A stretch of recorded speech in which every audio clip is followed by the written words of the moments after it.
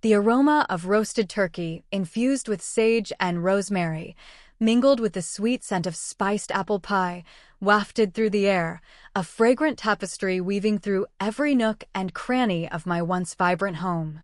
It was Thanksgiving, a day I had always cherished, a day when the sprawling oak dining table, a family heirloom passed down through generations, groaned under the weight of dishes prepared with love and tradition. For weeks I, Eleanor Vance, a woman of 72 years whose hands bore the gentle etchings of a life lived fully, had meticulously planned this feast. My fingers, though arthritic, had kneaded dough for hours, sliced vegetables with practiced precision, and stirred gravies until they reached the perfect silken consistency. This year, I had even attempted a new cranberry relish recipe, a complex concoction involving fresh oranges and a hint of ginger, hoping to surprise everyone with a touch of novelty amidst the familiar comfort. My heart, despite the familiar ache in my joints, swelled with a quiet anticipation. My son, David, and his wife, Sarah, were due any moment, bringing with them my only grandchild, Isabella, a girl of 22, whom I had adored since the moment she was born. I had poured my life into them, nurturing David through childhood, supporting him through college, and even helping with the down payment on his first home. When Isabella arrived, she became the light of my twilight years, a beacon of youthful energy that kept me tethered to the present. I had taught her to bake, to knit, to find solace in the quiet beauty of our garden. I had shared with her stories of my youth, of resilience, of love that endured. I believed, perhaps naively, that these bonds were unbreakable, woven with threads of shared laughter and whispered confidences. The doorbell chimed, a bright, insistent sound that shattered the peaceful hum of the kitchen. I wiped my hands on my apron, a floral pattern that Isabella had picked out for me years ago, and hurried to the door, a wide, genuine smile gracing my lips. David stood there, his usually warm eyes a little distant, a forced smile on his face. Sarah, impeccably dressed as always, offered a curt nod. And then there was Isabella. My beautiful Isabella, with her striking auburn hair and eyes that once sparked with innocent curiosity, now held a cold, almost dismissive glint. "Grandma," David said, stepping inside, his voice devoid of its usual warmth. "Everything smells intense." Sarah sniffed, a barely perceptible wrinkle appearing on her nose. "It certainly does. Rather overwhelming, wouldn't you say, Isabella?" Isabella, who was scrolling through her phone, barely glanced up. "Yeah, I guess. It's just so much. And honestly, Grandma, that apron? And your hair? You look like some old hag from a forgotten era." Her words, delivered with a casual flick of her wrist, landed like a physical blow. The smile froze on my face, shattering into 1,000 invisible pieces. The warmth in the air, so carefully cultivated by hours of cooking, suddenly felt icy. Old hag. The words echoed in the cavernous space of my mind, reverberating against the walls of my carefully constructed world. Old hag. Not Grandma, not Eleanor, but a derogatory label, spat out with such casual disdain. My hands, still slightly flour-dusted, trembled. I looked at David, searching for a flicker of indignation, a hint of protest. His gaze darted away, settling on a spot just above my head. Sarah merely raised an eyebrow, a silent endorsement of her daughter's cruelty. A bitter taste filled my mouth, far more potent than any spice I had used in my cooking. This was not the first time Isabella had made such remarks, but never with such blatant disregard for my feelings, and never in front of her parents, who now seemed to shrink into themselves, avoiding eye contact. My heart, which moments ago had been brimming with love, now felt like a shriveled prune, squeezed dry of all joy. The silence that followed Isabella's pronouncement was deafening, punctuated only by the distant hum of the refrigerator. "Well," I managed to say, my voice surprisingly steady despite the tremor in my soul, "the turkey is almost ready. Please, make yourselves comfortable in the living room." I turned away, the familiar scent of my Thanksgiving feast now feeling like a mockery, a cruel joke played on an old woman who still believed in the sanctity of family. As I retreated to the kitchen, The warmth of the oven did little to thaw the chill that had settled deep within my bones. I could hear their hushed whispers from the living room, punctuated by Isabella's occasional sharp laugh. They were discussing their recent vacation to the Caribbean, a trip I had, in part, funded with a generous gift for Isabella's graduation. I had envisioned them sending me postcards, perhaps a small souvenir, but all I had received was a perfunctory text message upon their return. Now, they were recounting tales of pristine beaches and lavish resorts, oblivious to the woman who had made it possible, standing alone in her kitchen, her heart aching. The rest of the evening unfolded in a similar vein of polite indifference and thinly veiled contempt. At the dining table, Isabella loudly complained about the overly traditional stuffing, picking at it with a fork as if it were a foreign object. "Honestly, Grandma," she sighed, pushing her plate away, "don't you ever try anything new? This is so boomer."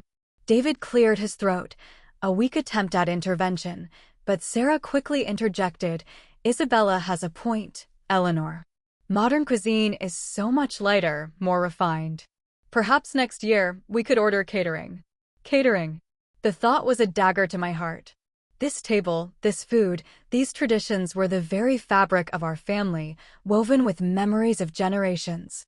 My grandmother had taught me to make this stuffing, her hands guiding mine, her voice soft with wisdom. Now it was boomer, an archaic relic to be replaced by sterile, impersonal catering. Throughout the meal, their conversation revolved around their lives, their careers, their social circles. They spoke of promotions, new gadgets, and exotic travel plans.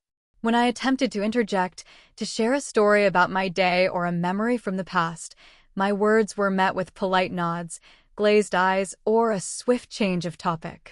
It was as if I were a ghost at my own feast, present but utterly invisible.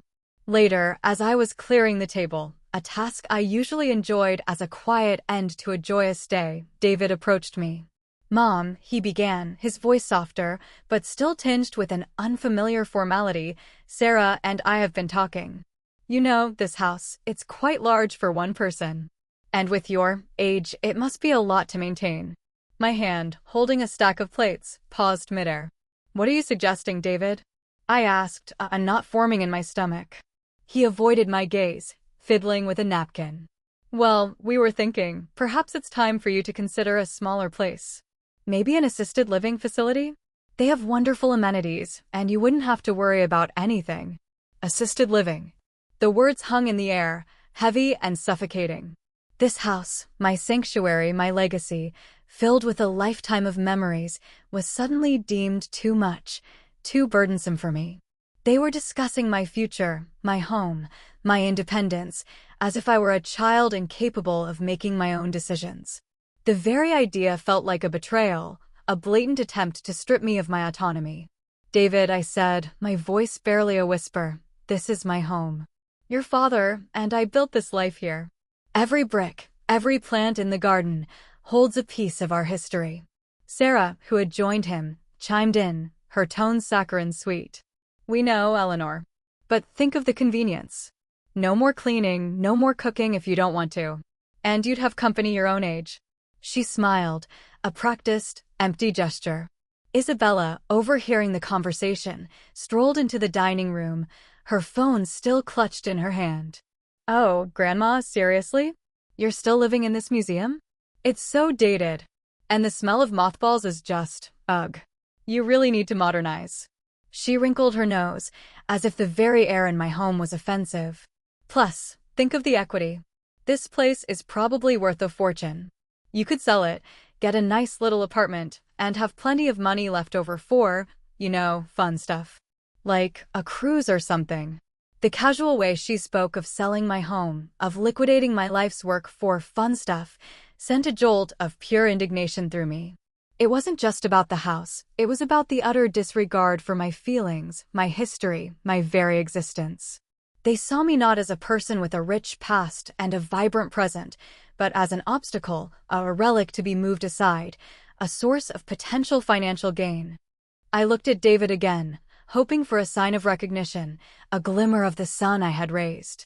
But his eyes were still distant, his face a mask of polite concern that barely concealed a deeper agenda. He was complicit. My own son, my flesh and blood, was part of this scheme. A wave of profound loneliness washed over me, chilling me to the core. I had spent my life nurturing, giving, loving. And now, in my golden years, I was being treated as a burden, an inconvenience, an old hag whose home was merely a financial asset to be exploited. The pain was sharp, a physical ache in my chest, but beneath it, a tiny spark, barely discernible, began to ignite. A spark of defiance. A flicker of something that whispered, "No, not yet." As they continued to discuss my options with a detached air, as if I were not standing right there, my mind began to race. This wasn't just about a Thanksgiving dinner gone wrong. This was about my future, my dignity, my very right to exist on my own terms. The injustice was so blatant, so cruel, that it jolted something awake within me. The gentle, accommodating Eleanor, who had always put her family first, felt a tremor of steel forming in her heart. The pain was still there, a raw, throbbing wound, but it was now accompanied by a growing resolve. I would not be dismissed. I would not be pushed aside. And I would certainly not be called an old hag without a response. The evening ended with polite goodbyes, promises of future visits that felt hollow and insincere. As the door closed behind them, plunging the house into silence, I stood amidst the remnants of the feast, the scent of turkey and apple pie now a bitter reminder of their callousness. The house felt emptier than usual, but also, paradoxically, filled with a new, quiet determination. My internal conflict raged, the desire to cling to the family I loved, even as they hurt me, battled with the fierce need to protect myself, my independence, and my dignity. The self-doubt, the nagging question of whether I truly was a burden, was slowly being eclipsed by a rising tide of indignation. I had to do something. I just did not know what yet. But the feeling was clear. This was not the end. This was just the beginning. The next morning after Thanksgiving dawned with a heaviness that felt almost physical. The house, which had always been filled with echoes of laughter and bustle, now seemed vast and empty, and the silence pressed down on me like a heavy blanket. I wandered through the rooms, my fingers tracing the familiar surfaces, the polished wood of the dresser, the soft upholstery of the armchair, the patterned wallpaper I had chosen with my late husband, Henry. Every item here was imbued with memories, every crack in the plaster, every faded patch on the rug told its own story. This was not just a house, it was a living archive of my life, my love, my losses, and my triumphs. And now, as I stood amidst this sanctuary, the words of Isabella, David, and Sarah rang in my ears like shards of broken glass, old hag, museum, burden, nursing home. I tried to distract myself by doing my usual chores. I brewed myself strong tea, as always, with a slice of lemon and a spoonful of honey. But even the familiar taste brought no comfort. My thoughts constantly returned to their words, to their indifferent faces. I had always believed that family was a fortress, a place where you could be yourself, where you were loved and accepted unconditionally. But it seemed my fortress was crumbling, and those who should have been its protectors turned out to be its destroyers. That day, as I sat on the porch, watching the autumn leaves swirl in the wind, my phone rang. It was David. My heart froze, then beat faster. Perhaps he was calling to apologize, to say they had changed their minds, that it had all been a misunderstanding. Hope, fragile and almost impossible, flickered in my soul. "Mom," he began, and I immediately felt his voice was cold and distant again. "Sarah and I have been thinking, and we've decided it's really time for you to move. We found a great place, Sunny Shores. It has very good conditions. And we've already put down a deposit." My hand, holding the phone, trembled. "Put down a deposit?" My voice was barely audible. "David, but I didn't give my consent. I don't want to move." "Mom, please don't make it difficult." His tone became irritated. "It's for your own good. You can't manage the house, it's obvious. And there, you'll be looked after, you'll have friends your own age. Isabella also thinks it's the best decision. She even said she's willing to help you pack." Isabella's words, which he uttered with such ease, as if it were a good deed rather than another insult, stirred a wave of indignation within me. To help me pack my things to throw me out of my own home? It was the height of cynicism. My house is not a burden, David. My voice strengthened. A steel I didn't expect to hear appeared in it. I'm managing perfectly fine. And I'm not moving anywhere. Especially not to a nursing home. A pause hung on the other end of the line, then Sarah's sigh. Eleanor, be reasonable, she said in her usual, saccharine sweet voice. We're taking care of you. This house is too big, too old. It requires huge investments. And, honestly, it looks outdated. We could sell it and get a decent sum. That money would be very useful for Isabella's studies. There it was. The essence of their care. Money. My home, my life, my memories. All of it was just a means to their financial gain.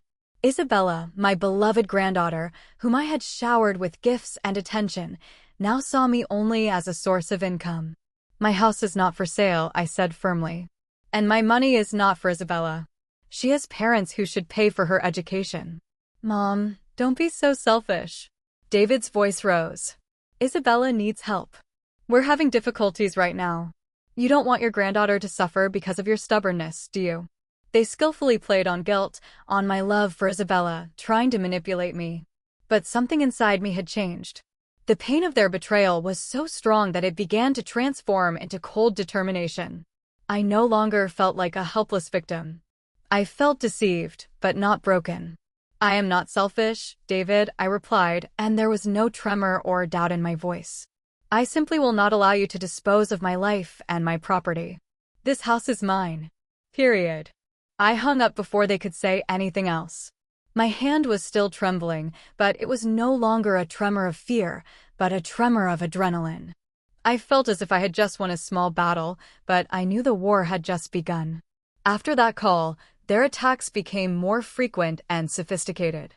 They started visiting me more often, but their visits were not a sign of care, but rather inspections. Sarah surveyed the house with a critical eye, pointing out every speck of dust, every creak of the floor. You really need help, Eleanor, she would say, shaking her head. This house is just falling apart. David, in turn, constantly called to check on how I was feeling, but each of his questions was a veiled hint at my infirmity. Did you remember to take your medicine, Mom? Did you fall? Maybe you need someone to come and help you with meals. Isabella, my once beloved granddaughter, became the sharpest weapon in their arsenal. She stopped calling me altogether, and when I tried to contact her, she replied with rare, cold messages full of reproaches. Grandma, you're so old-fashioned. You don't understand how the modern world works. You just need to relax and let us take care of you. She even started posting photos of her new lifestyle on social media, showing off expensive purchases and trips that I knew were paid for with my money. It wasn't just neglect, it was a blatant devaluation of everything I had done for them. One day, as I sat in the living room reading a book, the door burst open and Isabella walked in. She didn't knock, didn't greet me, just stormed in like a whirlwind.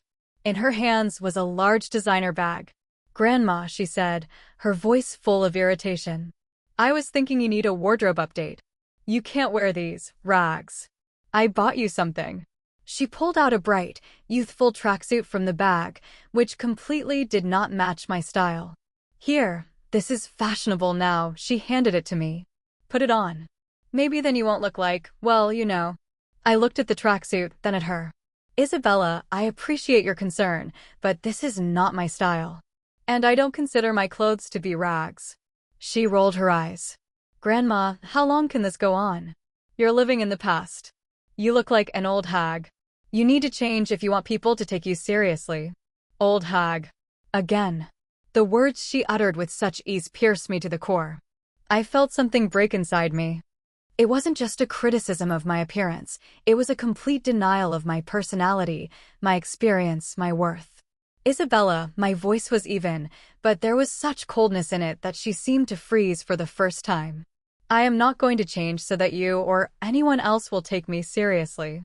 I am who I am. And I am proud of who I am. She snorted. Fine. Then don't be surprised if no one invites you to family holidays. You just don't fit in. These words were the last straw. Not invited to family holidays? After all I had done for them? after I paid for her graduation, which she didn't even bother to mention in conversation. The pain of betrayal was unbearable, but it also became a catalyst. I realized that their actions were not just a misunderstanding or a temporary delusion. It was a deliberate, systematic devaluation, an attempt to erase me to get what they wanted. I looked at Isabella, at her young, beautiful face, distorted by arrogance and selfishness. And at that moment, I made a decision. A decision that would change everything. I didn't know exactly how I would do it, but I knew one thing. I would not let them break me. I would not let them take my home, my dignity, my life. And I certainly would not let them call me an old hag and get away with it. The internal conflict between my love for them and the need to protect myself reached its peak. I had to act. David's threat to declare me incompetent was the last straw that broke my patience. My heart, which had ached for so long from their betrayal, now burned with a cold fire of determination. They wanted to take everything from me? Well, they would get much more than they bargained for. I clutched the key to the safe deposit box that Henry had left me, and I felt a new strength course through my veins. It wasn't just a key, it was the key to my freedom, to my retribution. The next morning, dressed in my best dress, the very one Isabella had called a rag, I went to the bank. My steps were firm, and my head held high. I felt not like an old, helpless woman, but a warrior going into battle. The bank employee, an elderly, gray-haired gentleman, recognized me and politely escorted me to the vault. When I inserted the key into the lock of the safe deposit box, my heart beat faster. What had Henry left me? Inside the box lay not just documents, but a whole treasure trove. Shares of companies I had never heard of, bonds, wills drawn up for trust funds, and several thick folders with investment portfolios whose names sounded like music. Henry, my provident Henry, who always loved to work in the shadows, had not only accumulated a huge fortune, but had also diversified it in such a way that even I, his wife, did not know the extent of his wealth. He always said that true wealth is what no one suspects. And he was right. In addition, there was a letter written in his hand, dated a few weeks before his death. My dear Eleanor, it read, I know you have always been too kind and trusting. I foresee that there may come a time when those we love may try to take advantage of your kindness. This is not just money, it is your protection. Use it wisely to assert your freedom and dignity. And remember that a person's true worth is not in how much money they have, but in how they use it. I sat there in the silence of the bank vault, tears streaming down my cheeks. These were not tears of grief, but tears of gratitude and deep realization. Henry, even after his death, continued to care for me, to protect me from those who might harm me. My hands trembled as I picked up each folder, each certificate. This was not just a decent sum, as Sarah had said. It was an entire fortune that could change the lives of many people, not to mention my own. Returning home, I felt like a completely different person. Fear had vanished, replaced by calm confidence. I began to study the documents, consult with lawyers recommended by the bank. It turned out that Henry was not just a successful businessman, he was a genius of financial planning. His investments were so skillfully diversified that, even in volatile market conditions, they continued to bring stable and significant income. I learned that, among other things, I owned shares in several high-yield startups that I had not even known about. A few days later, I received an official letter, a notice of a lawsuit. David and Sarah, acting through their lawyers, had filed documents to declare me incompetent, citing age-related changes and inability to manage my property. The letter also contained a demand for the immediate sale of the house. On the same day, Isabella posted a photo on social media with the caption, "Grandma will soon have a new, cozy apartment. And I'll have new opportunities." She didn't even bother to hide her glee. I smiled. Let them rejoice. They didn't know who they were dealing with yet. The court hearing was scheduled for 2 weeks later. I arrived there in the same dress I had worn to the bank, my head held high. David, Sarah, and Isabella sat opposite me, their faces expressing a mixture of smugness and slight disdain. Their lawyer, a young and arrogant man, began his speech, painting a picture of an old, forgetful woman who couldn't take care of herself. He spoke of burden, of care, of the necessity to make a difficult decision. Isabella, sitting next to her mother, nodded, feigning sympathy, but in her eyes, anticipation was evident. When it was my turn to speak, I stood up. My voice was clear and resonant, without a single tremor. "Your Honor," I began, "my son and his wife claim that I am incompetent. They want to sell my home, which is my only sanctuary, and send me to a nursing home. They say it's for my good, but in reality, their motives are quite different." I paused, surveyed the room, my gaze lingering on the faces of David, Sarah, and Isabella. Their smiles gradually faded. "They speak of my property, of my home," I continued, "but they do not know the true extent of my burden." I nodded to my lawyer, who stood up and handed the judge a folder of documents. "Your Honor," my lawyer said, "my client, Eleanor Vance, is not only the owner of this house, but also the holder of an extensive and highly profitable investment portfolio that was carefully concealed from her family by her late husband. The total value of these assets, including stakes in several successful startups, significantly exceeds all their expectations. We are talking about a sum that will allow her not only to live in luxury for the rest of her days, but also to secure the future of many generations." A murmur went through the courtroom. The judge, reviewing the documents, raised his eyebrows. David's and Sarah's faces paled, and Isabella, who had been so confident until that moment, widened her eyes. She looked at me as if she had seen a ghost. "And as for incompetence," my lawyer continued, "my client has successfully managed these assets for many years, without even being aware of their full extent. She has demonstrated outstanding financial acumen and clarity of mind, which completely refutes any claims of her incompetence." I looked at Isabella. Her face was distorted with shock, and then pure, undisguised rage. But that's not fair," she whispered, her voice trembling. You're an old hag. You can't have that much money." "Old hag," I repeated, looking directly at her. "The very old hag who just stripped you of the inheritance you so craved." The judge ruled in my favor, dismissing David's and Sarah's lawsuit. Their attempt to seize my property had failed miserably. They left the courtroom, their faces ashen, their shoulders slumped. Isabella, who had been so sure of her victory just a minute ago, now looked lost and devastated. My retribution was not only that I kept my home and my dignity. It was that I publicly exposed their greed and hypocrisy. Rumors of my unexpected wealth and how my children tried to deceive me quickly spread throughout our social circle. David and Sarah faced condemnation. Their reputation was ruined. Isabella, who loved to show off on social media, now became an object of ridicule.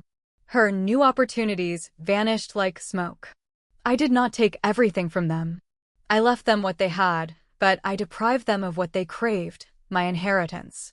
I revised my will, leaving symbolic amounts to David and Isabella, and transferred the bulk of my fortune to charitable foundations that support the elderly, and to a few distant relatives who had always shown me genuine kindness and care, such as my niece Maria, who regularly visited me and helped around the house. I sold my large house, which had become a source of pain for me, and bought myself a luxurious villa on the ocean front in Florida, which I had dreamed of all my life. It was small but modern, with a beautiful sea view and its own garden, which I began to cultivate with new passion. I surrounded myself with new friends, as energetic and cheerful as myself. I traveled, pursued my hobbies, and enjoyed every day of my new free life. David and Sarah sometimes tried to contact me, but I pointedly ignored their calls and messages. When they, facing financial difficulties, tried to come to me for help, I politely but firmly refused, saying that the old hag was too busy enjoying her life. Their faces, when they saw me, tanned and happy, sitting on the terrace of my villa, were priceless. In their eyes, there was a bitter realization of what they had lost due to their greed and callousness. They had lost not only money but also the opportunity to have a person who genuinely loved them by their side. My life, finally, became what I deserved, full of freedom, dignity, and true happiness. I proved to myself and to the whole world that age is not a sentence, and that wisdom and strength of spirit always triumph over greed and betrayal. Isabella, who once called me an old hag, now probably understood that this hag turned out to be much stronger and richer than she could have imagined.